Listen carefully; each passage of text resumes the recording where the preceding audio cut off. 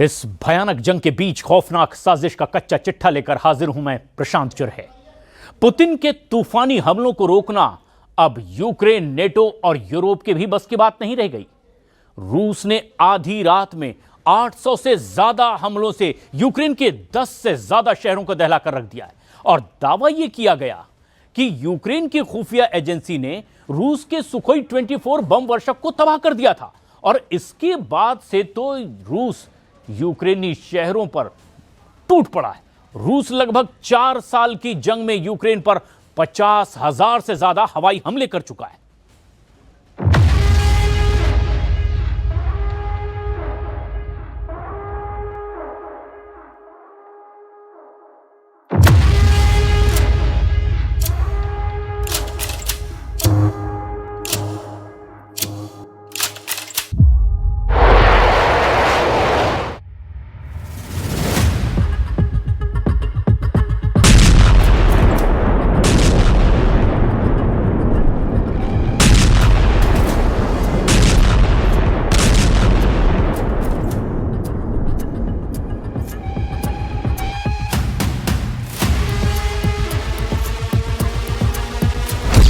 उड़ा दिया रूस का बम वर्षक Su-24।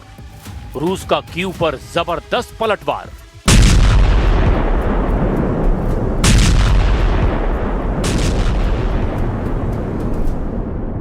रूस लौटते ही पुतिन ने इतने तीखे हमले यूक्रेन पर शुरू कर दिए हैं जिससे ज़ेलेंस्की के होश उड़ गए हैं।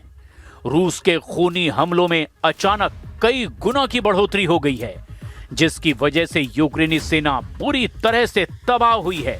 दावा किया जा रहा है कि यूक्रेन को रूस पर आधी रात में 116 हमले करना बेहद भारी पड़ गया। दावा यह भी कि रूस ने पूर्वी यूक्रेन, दक्षिण पूर्वी यूक्रेन के लगभग 9 शहरों पर हमला किया है। दावा किया जा रहा है कि रूस के मिसाइल और ड्रोन हमलों से यूक्रेन की राजधानी कीव में भारी तबाही मची है। हालांकि यूक्रेनी सेना ने दावा किया कि उसने रूस के बेहद शक्तिशाली बम वर्षक सुखोई 24 को रूस में घुसकर उड़ा दिया है और रूस के 8 सैन्य ठिकानों, हथियार और मिसाइलों के जखीरों को तबाह कर दिया है। लेकिन इन सारी जानकारियों की शुरुआत हम करते हैं रूस के ऊपर हुए उस यूक्रेनी ड्रोन हमले से, जिसकी वजह से रूस पूरी तरह से बौखला गया है।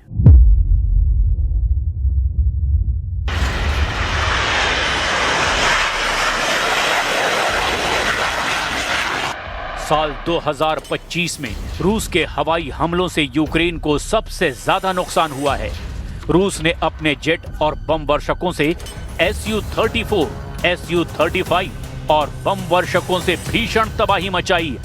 रूस के बम वर्षक Tu-95, Tu-22M3 और सुखोई 24 यूक्रेन के लिए काल साबित हुए हैं। आप रूसी हमलों का इसी से अंदाजा लगा सकते हैं कि इसने अब तक पूरे यूक्रेन पर लगभग 4 साल की जंग में 45,000 के करीब हमले किए हैं।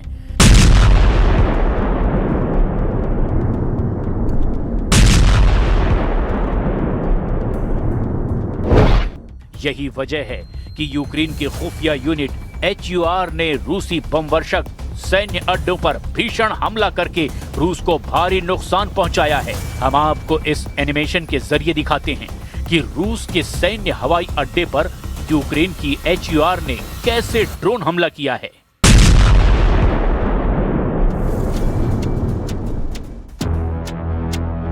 यूक्रेन की खुफिया एजेंसी HUR के मुताबिक रूस के कब्जे वाले क्राइमिया में यूक्रेन की खुफिया एजेंसी HUR ने एक बड़ा ड्रोन हमला किया। दावे के मुताबिक जिस वक्त रूस के सुखोई 24 जेट में भारी बम लगाए जा रहे थे, ठीक उसी वक्त यूक्रेन की खुफिया एजेंसी HQR ने बड़ा ड्रोन अटैक रूसी बम वर्षक Su-24 पर कर दिया।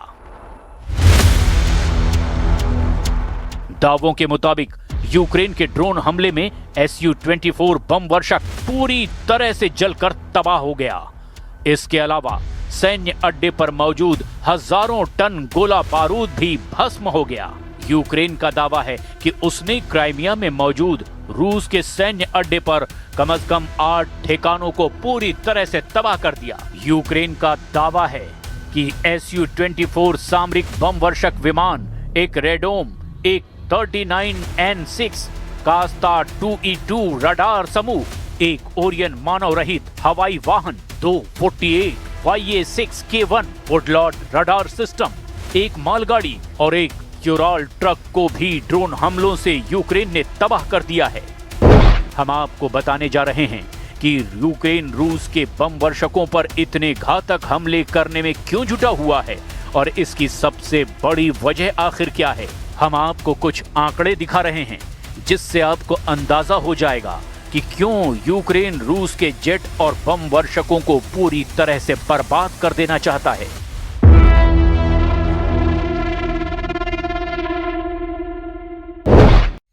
ISW, ORIX और UN के आंकड़ों के मुताबिक रूस ने यूक्रेन पर हवाई हमले करने में Su-34, Su-35 जेट और Tu-95, Tu-22M3, Su-24 जैसे बम वर्षकों का जमकर इस्तेमाल किया है। रूस के 2025 में यूक्रेन पर जेट और बम वर्षकों से किए गए हवाई हमलों की संख्या, इस युद्ध में कितने एयर स्ट्राइक हुए, ये सटीक संख्या ट्रैक कर पाना चुनौतीपूर्ण है, क्योंकि ये डेटा विभिन्न स्रोतों जैसे कि यूक्रेनी वायुसेना, ISW, ORIX और UN पर ही निर्भर करता है। इन जेट और बम वर्षकों से रूस ने यूक्रेन पर FAB-500 और FAB-1500 जैसे गाइडेड बमों से हमले किए हैं। साल 2025 में रूस ने यूक्रेन पर लगभग 45,000 से 50,000 हवाई हमले किए हैं, जिनमें जेट और बम वर्षक शामिल हैं। ये अनुमान यूक्रेनी खुफिया एजेंसी HUR और ISW के डेटा पर आधारित है। इनके आंकड़ों के मुताबिक रूस हर दिन यूक्रेन पर 200 से 250 बम अपने जेट और बम वर्षकों से गिरा रहा है। 2024 की तुलना में 2025 में रूस ने 5 गुना ज्यादा हवाई हमले अपने जेट और बम वर्षकों से किए हैं। अकेले Su-34 और Su-35 जैसे फाइटर बॉम्बर से ही रूस ने यूक्रेन पर 30,000 से ज्यादा हमले किए हैं। रूस ने यूक्रेन पर अपने बम वर्षकों Tu-95 और Tu-22M3 से क्रूज मिसाइलें KH-101 दाग करके जमकर हमला किया। यही वजह है कि रूस के जेट और बम वर्षकों को यूक्रेन अब चुन चुन कर तबाह करने की कोशिश में जुटा है। लेकिन दिक्कत यह है कि रूस के तूफानी हमलों ने यूक्रेन के चीथड़े उड़ाकर रख दिए हैं, जिसने ज़ेलेंस्की के अंदर अब हार का खौफ भर दिया है। Моментів нашої історії. Зараз тиск на Україну один з найважчих. Зараз Україна може опинитися перед дуже складним вибором. Або втрата гідності, або ризик втрати ключового партнера. Або складні 28 пунктів, або вкрай важка зима. Найважча та подальший ризик. रूस ने पिछले 24 घंटे का सबसे घातक हमला यूक्रेन पर किया है। खासतौर से राजधानी कीव पर 138 ड्रोन और 2 मिसाइलों से हमला किया है। इधर चेचन्या के नेता रमजान कादिरोव के मुताबिक यूक्रेनी ड्रोन ने ग्रोजनी में एक ऊंची इमारत को नुकसान पहुंचाया। इधर कीव पर रूसी हमलों से कोहराम मचा हुआ है। कीव में हुआ ब्लैकआउट, बंकर में घुस गए ज़ेलेंस्की। हम आपको पिछले 24 घंटे में रूसी हमलों का वो सच दिखाने जा रहे हैं जिससे साबित हो रहा है कि रूस शांति समझौते से पहले ज्यादा से ज्यादा पूर्वी यूक्रेन के इलाकों पर कब्जा करना चाहता है। दावा तो यहां तक किया गया कि अमेरिकी राष्ट्रपति ट्रंप से मिले संकेतों के दम पर रूस ने यूक्रेन पर हमले से 10 से 15 गुना की तेजी लाई है। आखिर यूक्रेन की आड़ में अमेरिका रूस के साथ कौन सा खेल खेल रहा है? पहले आप ये देखिए, रूस ने 24 घंटे में यूक्रेन पर आखिर कहां-कहां कितने हमले किए हैं।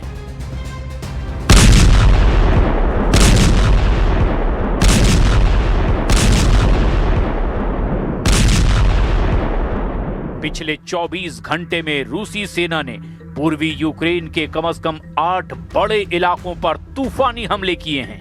दावों के मुताबिक यूक्रेन में लड़ाई तेज होने के साथ ही एक दिन में 200 से ज्यादा झड़पें हुई हैं। यूक्रेन की सेना का कहना है कि पिछले 24 घंटे में 216 मुठभेड़ें हुई है, जो पिछले हफ्तों में सबसे भीषण जंग है। दावों के मुताबिक रूस ने 41 हवाई हमले किए, 100 से ज्यादा गाइडेड बम से हमले किए, 3100 से ज्यादा आत्मघाती ड्रोन से हमला किया। यूक्रेनी ठिकानों और कस्बों पर लगभग 3000 तोप के गोले दागे गए।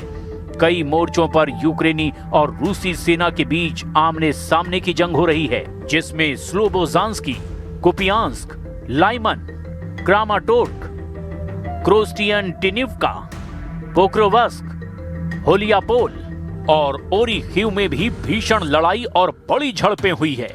सेना ने आगे बताया कि लीमन और पोक्रोवस्क में सबसे ज्यादा खूनी हमले हुए हैं। यूक्रेनी सेना का दावा है कि रूस को काफी नुकसान हुआ है। पिछले 24 घंटे में अकेले पोक्रोवस्क क्षेत्र में 126 रूसी सैनिक मारे गए या फिर घायल हुए। यूक्रेन की सेना ने कहा कि सबसे भीषण लड़ाई जापोरेजिया के दक्षिण पूर्वी क्षेत्र के रणनीतिक शहर होलियापोल में हुई है, जहां रूसी गोलाबारी और ड्रोन हमलों में वृद्धि के बीच सेनाएं जमीन के हर मीटर के लिए संघर्ष कर रही हैं। यूक्रेनी सशस्त्र बलों के जनरल स्टाफ ने दावा किया कि उनकी फोर्सेज ने पिछले दिन 1140 रूसी सैनिकों को मार डाला या फिर घायल किया है। यूक्रेनी सेना का यह दावा कि उसने पिछले 24 घंटे में एक रूसी टैंक, 3 बख्तरबंद लड़ाकू वाहन, 21 तोपखाना इकाइयां, 214 ड्रोन और 2 विमान नष्ट कर दिए हैं। अगर रूसी हमलों को लेकर पिछले 60 दिनों के आंकड़ों पर नजर डालें, 28 सितंबर 2025 से 27 नवंबर 2025 तक रूसी हमलों में बेतहाशा बढ़ोतरी देखी गई है, जिसमें रूस ने मिसाइलों और ड्रोनों का रिकॉर्ड तोड़ इस्तेमाल किया है। यूक्रेनी वायुसेना के मुताबिक रूस ने पिछले 60 दिनों में 10,000 से ज्यादा ड्रोन हमले किए हैं, जिसमें से 70% रूस ने शाहिद ड्रोन का इस्तेमाल किया, जबकि अलग अलग प्रकार के 500 से ज्यादा क्रूज और बैलिस्टिक मिसाइलों से रूस ने यूक्रेन पर पिछले 60 दिनों में हमला किया। ये आंकड़े यूक्रेन के आधिकारिक रिपोर्ट्स पर आधारित हैं। रूस का दावा है कि ये हमले यूक्रेन की सैन्य क्षमता को कमजोर करने के लिए है, लेकिन यूनाइटेड नेशन के मानवाधिकार निगरानी मिशन के मुताबिक ये नागरिकों पर अनुपातहीन प्रभाव डालते हैं और 2025 में कीव में नागरिक मौतें 2024 की तुलना से 4 गुना ज्यादा हैं। राष्ट्रपति ज़ेलेंस्की ने इसे आतंकवादी हमले तक करार दिया है।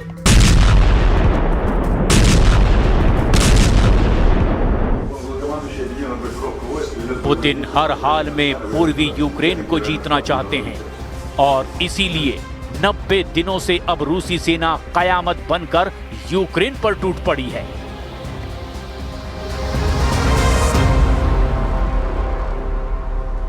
इधर कतर ने इजराइल को भड़काने वाला बहुत बड़ा बयान दे दिया है। कतर के प्रधानमंत्री ने कहा कि गाजा में सीज फायर तो पूरी तरह से लागू ही नहीं हो पाया और इजराइल समझौते को बार बार तोड़कर युद्ध भड़का रहा है। तो वहीं ईरान भी अब इजराइल को मिसाइल धमाकों से डराने लगा है। ईरान ने कदर मिसाइलों का तूफान इजराइल को दिखाया है और इसके जवाब में पीएम नेतन्याहू ने अपना डिफेंस बजट एक जबरदस्त इजाफे के साथ उन्होंने कह दिया कि अब इससे पीछे नहीं हटेंगे।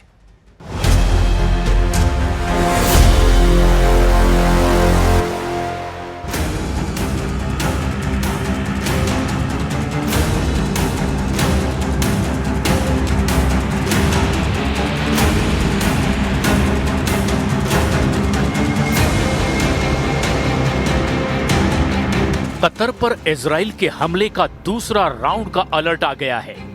दोहा सितंबर जैसे फिर दहलने वाला है। कतर के अमीर ने फिर से बारूदी तबाही को दावत दे दी है, क्योंकि एक बार फिर दोहा में इजराइल के दुश्मनों का जमावड़ा लगा है। एक बार फिर से इजराइल को धमकियां दी गई है। एक बार फिर से नेतन्याहू का दिमाग गर्म कर दिया गया है। कतर के अमीर ने इजराइल दहलाने की धमकी दी। दोहा फोरम में इजराइल पर भड़के अहमद अल शरा। ईरान ने इजराइल जलाने वाली मिसाइलें लॉन्च की। खाड़ी से ट्रंप को मिलने लगी 10 युद्ध की टेंशन। इजराइल पर दुश्मन एक साथ टूट पड़े हैं। नेतन्याहू को कई फ्रंट से टेंशन मिलने लगी है।